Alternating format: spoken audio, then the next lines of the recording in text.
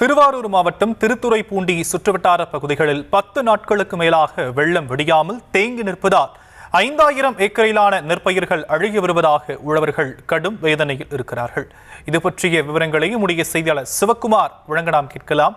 சிவக்குமார், விரிவான விவரங்கள். வணக்கம் சாம்.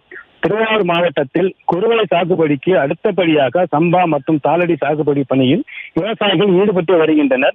இந்த நிலையில் திருவாரூர் மாவட்டத்தில் டிட்வா புயல் காரணமாக தொடர்ந்து ஒரு வார காலமாக கனமழை என்பது பெய்தது. இதன் காரணமாக மாவட்டத்தில் பல்வேறு இடங்களில் சம்பா மற்றும் தாளடி நெற்பயிர்கள் மழைநீரில் மூழ்கி அழுக தொடங்கியுள்ளது. இந்த நிலையில் திருத்துறைப்பூண்டி அருகே தர்காஸ் உள்ளிட்ட பல்வேறு கிராம பகுதிகளில் 10 நாட்களாக மழைநீர் வடியாமல் நெற்பயிர்கள் அழுகியுள்ளது. குறிப்பாக குன்னலூர், கடம்பை விளாகம், பண்ணபோது, வினோபம், பாண்டி, வேப்பஞ்சேரி, கட்டிமேடு உள்ளிட்ட பல்வேறு கிராம பகுதிகளில் சுமார் 40 நாள் ஆன சம்பா மற்றும் தாளடி நெற்பயிர்கள் 5000க்கும் மேற்பட்ட ஏக்கர் பரப்பளவில் 10 நாளுக்கு மேலாக மழைநீர் மூழ்கி அழுகியுள்ளது.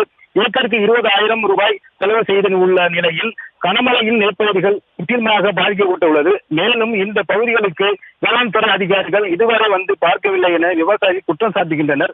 மேலும் பல்வேறு இடங்களில் கடன் பெற்ற நகையை அடகு வைத்து சாகுபடி பணியில் ஈடுபட்டு வந்த நிலையில் தற்போது பெய்த வரும் மழையினால் நெல் பயிர்கள் முழுவதும் பாதிக்கப்பட்டுள்ளது என விவசாயிகள் தெரிவிக்கின்றனர். இந்த நிலையில் திருத்துறைப்பூண்டி மற்றும் சுற்றுவட்டார பகுதிகளில் பெய்த கனமழையால் நெல் பயிர்கள் முற்றிலும் பாதிக்கப்பட்டு வந்துவிட்டதாக விவசாயிகள் வேதனை தெரிவிக்கின்றனர். எனவே மாவட்ட நிர்வாகம் வேளாண் துறை அதிகாரிகள் மூலம் பாதிக்கப்பட்ட இடங்களுக்கு நேரில் சென்று ஆய்வு நடத்தி எங்களுக்கு உரிய இழப்பீடு வழங்க வேண்டும் என அப்பகுதி மக்கள் கோரிக்கை வைத்துள்ளனர். சாம்,